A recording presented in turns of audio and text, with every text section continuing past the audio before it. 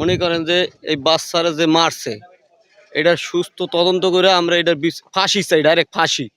এটার অন্য কোনো ব্যাপার নিয়ে যা হোক গাড়াগাড়ি যে যা করছে না করছে এটা জানি না, আমরা সুস্থ তদন্ত করে এটার ফাঁসির আবেদন জানাই আর কি। যে মরিয়ম হত্যার যে ঘটনাটা ঘটছে, যে এই যে মাসুম বাচ্চাটার কি অপরাধ ছিল, এই মাসুম বাচ্চাটার কি অপরাধ ছিল, তাকে কে বা কাহারা কে হত্যা করছে জানি না, তদন্ত করে সঠিক আইনানুগ ব্যবস্থা নিয়ে এবং সঠিকভাবে তদন্ত করে ওই তাদের দৃষ্টান্তমূলক শাস্তি এবং তাদের ফাঁসি চাই। কি হয়েছে আমরা শুনছি যে এই মরিয়ম নামে একটা বাচ্চা মারা গেছে, দেখছি আমরা যারা শেষে শুনছি যে যার সন্তান হি মারছে, এই এর আমরা বিচার চাই, সঠিক বিচার। এই মহিলার ফাঁসি চাই আমরা, জীবনে যে এইসব কাম যে কেউ না করে বাংলাদেশের মধ্যে। আমরা তো এন দিয়ে কামরাই তো ফিট পড়ছি, তো ওই কেমন করছে কইতে না। এই নাইর তো যদি ফাঁসি না হয় তাই নাইর তো ভাড়ায় যাইবে, যে প্লেয়ার যদি ভালো হয় তা কিন্তু হায়ারে যায়, তো এই নাইর যদি ছাড়িয়ে দেয় তাই তো আবার নাইর হায়ারে যাইবে এরকম কামে। খুব খারাপ মা হিসেবে আমাকে রোদ কাটিয়ে দিয়েছে, আমরা ভাত পানি কিছু খাইতে পারতেছি না, যে মা যদি ইয়ে করতে পারে তার পৃথিবীতে আর বিশ্বাসই আছে কিনা, বিশ্বাস আর পৃথিবীতে হলে থাকে না যদি মা ইয়ে করতে পারে, বুঝছেন। মার চাইয়ে তো আর কিচ্ছু পৃথিবীতে বড় নাই, পৃথিবীতে উপরে আছে আল্লাহ, নিচে আছে মা।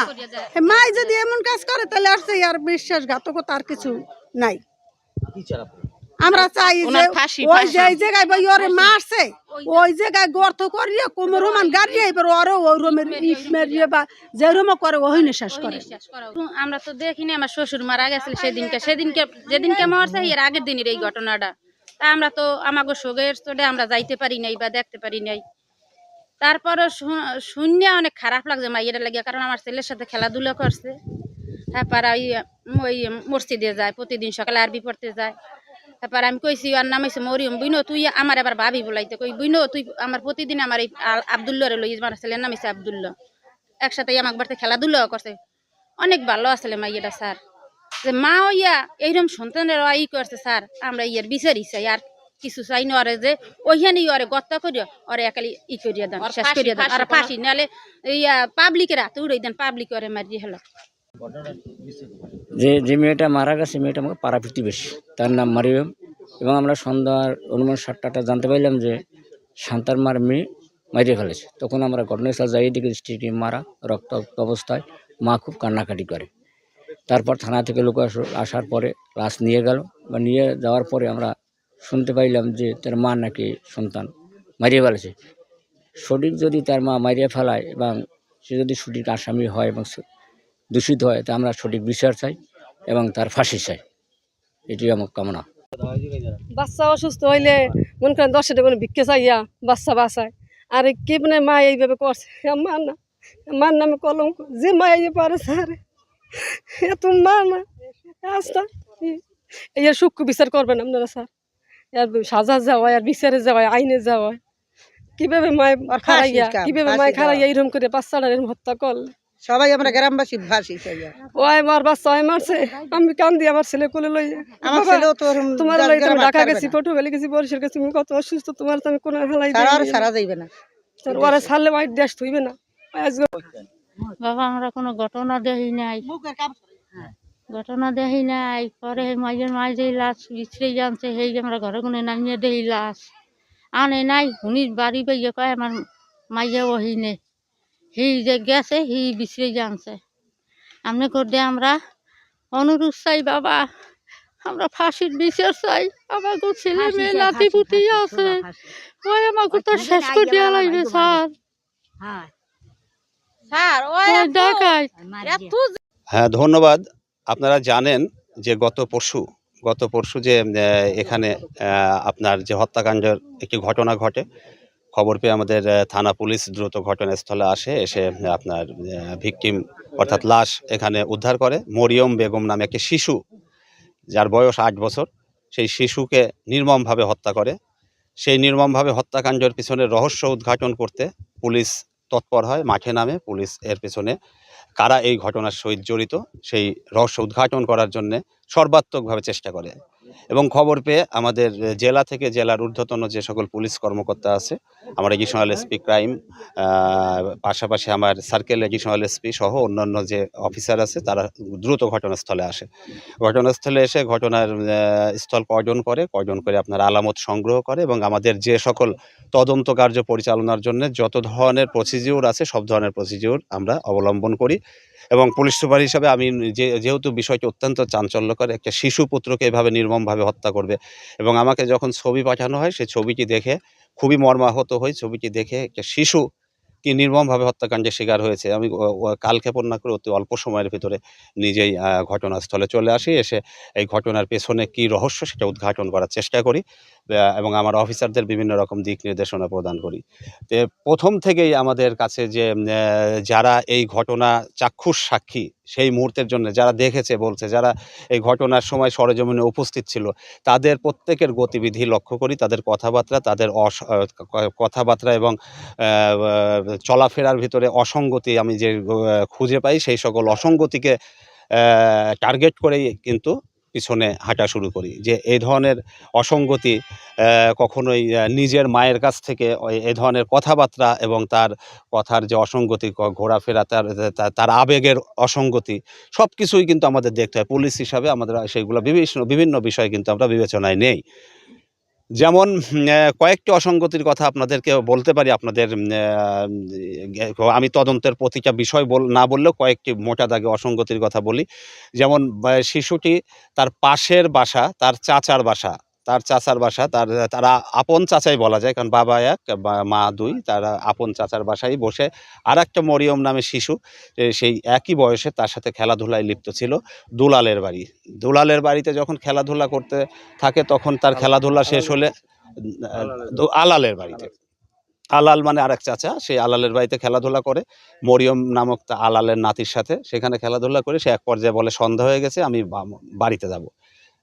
যেহেতু বাচ্চাটা ছোট বাচ্চা, তো বাড়িতে যাব। তখন আলাল বলে যে এখানে তুমি টিউবওয়েল পাড়ে দাঁড়াও, এখান থেকে কোনো লোকজন যদি যাওয়া ধরে তাদের সাথে যেও, পাশেই তাদের বাসা। তার ফুপুর বাসায় ফুপুরা ছিল না, ফুপুর বাসা তার বাবা মা এবং এই যে আমাদের ভিকটিম মরিয়ম, শিশু মরিয়ম, সে থাকতো তার ফুপুর বাসায়, পাশেই বাসায়। তো এই পর্যায়ে কিছুক্ষণ পরে আর মরিয়মকে পাওয়া যায় না, এই ধরনের মেসেজ ছিল। তো দেখেন, একটা গ্রামে মরিয়মকে পাওয়া যাচ্ছে না, জাস্ট মাগরিবের আজান মাত্র পড়েছে। সেই আজানের সময় একটা গ্রামের বা আমাদের শহরের বাচ্চাকেও তো না পাওয়া গেলে কিছু এই ফ্ল্যাট বাড়িতেও এই বাসা ও বাসা খোঁজে, কিছুক্ষণ এদিকে সেদিকে খোঁজে। আর গ্রামের বাড়িতে তো আপনার আরও অস্থির হওয়ার সময়টা দীর্ঘ সময় লাগার কথা, যে বাচ্চাকে পাওয়া যাচ্ছে না, এই বাড়িতে খুঁজবে, ও বাড়িতে খুঁজবে, কিন্তু সাথে সাথেই দেখা যায় যে তারা এই পুকুরে ঝাঁপায় পড়ে, পুকুরের মনে হয় ডুবে গেছে। তার মা, এই যে রিনা বেগম বলছে যে আমি মেয়েকে না পেয়ে আমি এই পুকুরে গলা পানিতে নেমে আমি খোঁজাখুঁজি করছি। পরবর্তীতে আমরা জানি যে মেয়ে সাঁতার জানে। তাহলে মেয়ে যেহেতু সাঁতার জানে, আর গ্রামের মেয়েরা ছোট ছোট বাচ্চারা খুব চমৎকার সাঁতার দিতে পারে, সাঁতার জানা মেয়ে, মা নিশ্চয় জানে মেয়ে সাঁতার জানে, সে কেন পুকুরে আগেই লাফায় পড়ে আপনার খোঁজাখুঁজি করবে। তারপরে আপনার অতি অল্প সময়, মাগরিবের আজান মাত্র পড়েছে, খুঁজে পাচ্ছি না বলেই এলাকায় মাইকিং করা। এটা অতীতে কখনো যেহেতু এই গ্রামে ঘটে নাই। আমি খোঁজখবর নিয়েছি যে কারোর বাচ্চা যদি কিছু সময়ের জন্য না পাওয়া যায়, আপনারা কি সাথে সাথে মাইকিং করেন কিনা? কেউই মাইকিং করে নাই। তাহলে তারা এই কয়েক মিনিটের জন্য মেয়েকে পাচ্ছে না, মাইকিং করা শুরু করে দিল। মসজিদ থেকে মাইকিং করা শুরু করছে, মরিয়মকে পাওয়া যাচ্ছে না। তো এইগুলো ঘটনা মানে অন্য খাতে নেওয়ার জন্য এবং বিশ্বাস অর্জন করানোর জন্য মরিয়মের মা রিনা বেগম এই সকল নাটক, এবং যে সাথে আপনার সহযোগিতা না, দুইজনই মূল পরিকল্পনাকারী, আপনার সেন্টু, তার কিন্তু চাচা সেন্টু, এবং আপনার ওই একই মানে বাবা এক, দাদাদের আর কি, বাবা এক মা দুই, আপন চাচাই বলা যায়। তো চাচা এবং তার মা, অর্থাৎ তারা ভাবি দেবর, বুঝতে পারছেন? তারা হলো দেবর ভাবি, এই ষড়যন্ত্র করে। পার্শ্ববর্তী কার বাড়ির সাথে নাকি বেশ কয়েকটা মানুষের নাম আসছে আমাদের, তাদের সাথে তাদের দীর্ঘদিনের বিভিন্ন ধরনের জায়গা জমি সংক্রান্ত মামলা মোকদ্দমায় বিভিন্ন ধরনের আপনার রেষারেষি দ্বন্দ্ব আছে এক কথায়। তো তারা দীর্ঘদিন ধরে যেহেতু তাদেরকে কোনোভাবেই কোনো শায়েস্তা করতে পারে নাই, তাদের ভাষ্য আমাদের কাছে ধরা পড়া স্বীকার করার পরে তারা স্বীকার করেছে যে যেহেতু পার্শ্ববর্তী তাদের যে প্রতিবেশী তারাও মনে হয় এরকম সৎ ভাই বা আত্মীয় হয় পারস্পরিক স্বাস্থ্য ভাই, তো তাদের সাথে জায়গা জমিনের দ্বন্দ্ব, বিভিন্ন সময় মামলা মোকদ্দমা, এই মামলা মোকদ্দমা থেকে বাঁচার জন্য তারা নাকি রাস্তা খুঁজে পাচ্ছিলেন, তারা নাকি অর্থ সম্পদ, তারা টাকা পয়সা দিয়ে ম্যানেজ করে ফেলে, তাদের ভাষ্য এটা। তো সেই জন্য এখন স্থায়ী সমাধান করতে গেলে তখন এই দেবর ভাবি তারা বসে আপনার বেশ কয়েকদিন যাবত তারা ষড়যন্ত্র করছে। লাস্ট বৈঠক করেছে তারা গত বৃহস্পতিবার তারা বৈঠক করে বলছে যে তাদেরকে স্থায়ীভাবে যদি ব্যবস্থা নেওয়া যায় তাহলে নারী নির্যাতনের একটা মামলা দেওয়া যায় কিনা, প্রথমে তারা এই পরামর্শ করেছে। তারপরে তার মায়ের কাছে মনে হয়েছে যে আমার মেয়েরা তো ছোট ছোট, তাদের নারী নির্যাতন, নারী কেলেঙ্কারি, ধর্ষণের চেষ্টা, এই সকল যদি মামলা দিই পরবর্তীতে আপনার কি হবে, বিয়ে শাদী দিতে সমস্যা হবে, এটাও আবার তার মাথায় ঢুকছে। এটা তাদের বক্তব্য। পরবর্তীতে এই আস্তে কথা বলেন, পরবর্তীতে আপনার কি করছে, আপনার করছে যে তাহলে এক কাজ করতে হবে, নারী নির্যাতনের মামলায় তো আর আপনার ইয়ে হবে না,